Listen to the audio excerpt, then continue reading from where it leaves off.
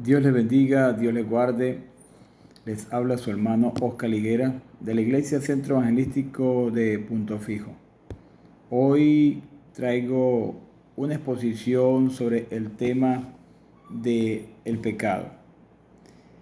Y este tema lo estamos desarrollando en Teología 2 con nuestra profesora Yesenia Duarte del Instituto de CEPAC Barquisimeto.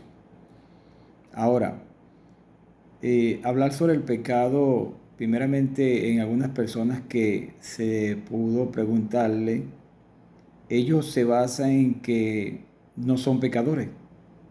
Ellos dicen que ellos no han hecho nunca nada malo, que Dios no es tan malo para castigarlos y así se defienden cuando le hacemos esa pregunta sobre el pecado. Le decimos, ¿usted se siente pecador?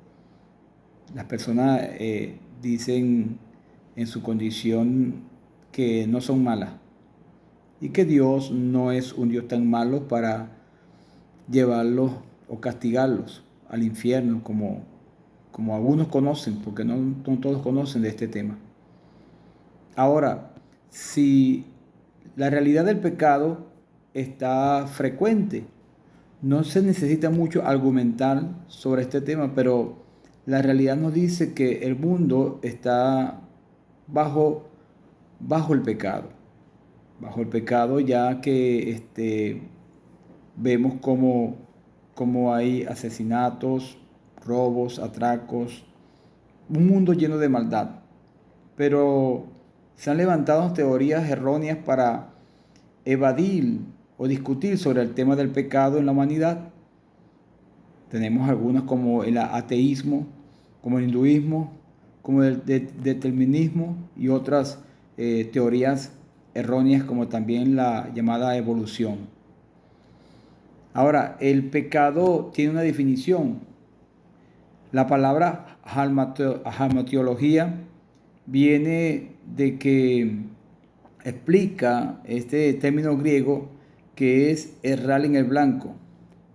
Errar en el blanco sobre los mandamientos de Dios. Primeramente sobre los mandamientos de Dios, ya que eso es lo que nosotros definimos como pecado. La Biblia expresa que el pecado se originó dice la Biblia en el capítulo 2 de Génesis, a consecuencia de una tentación. Dios hizo al hombre a su imagen y semejanza y lo hizo para que mantuviera una relación con él, una comunión íntima. Pero allí la Biblia nos enseña en ese capítulo 2 que allí empezó lo que llamamos el origen del pecado, ya que ahí podemos notar en la historia que Satanás, el enemigo de la humanidad y enemigo totalmente de Dios, a través de la serpiente, que era la más astuta de los animales, habla a Eva.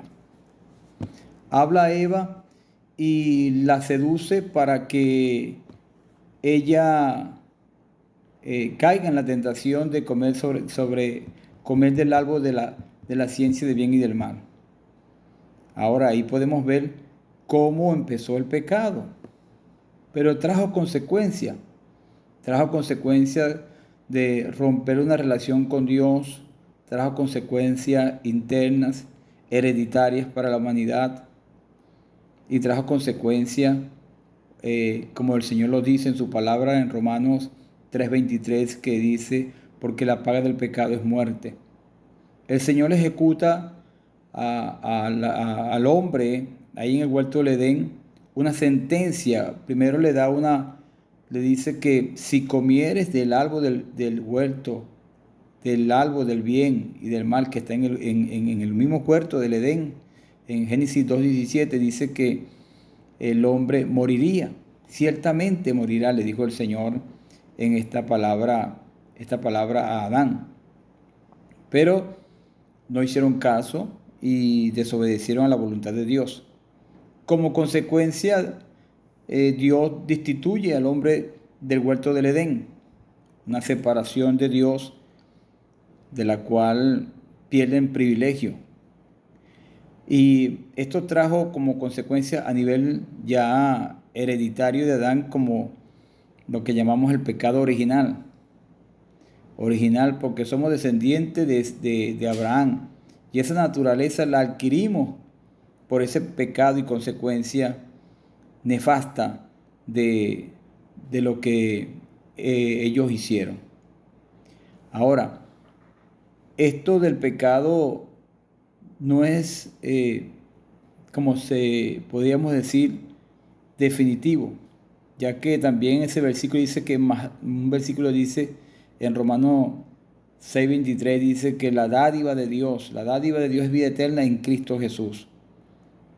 El pecado tiene, podría yo decirlo, una medicina espiritual, que esa medicina espiritual es nuestro Señor y Salvador Jesucristo.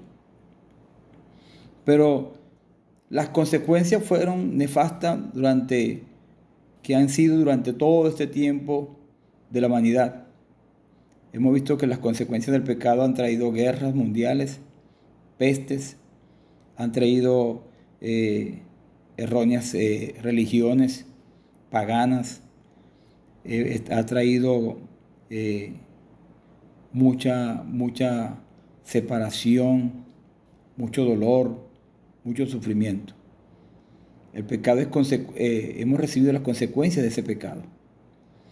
Así que en esta mañana quiero, en este corto mensaje, decir que así como Dios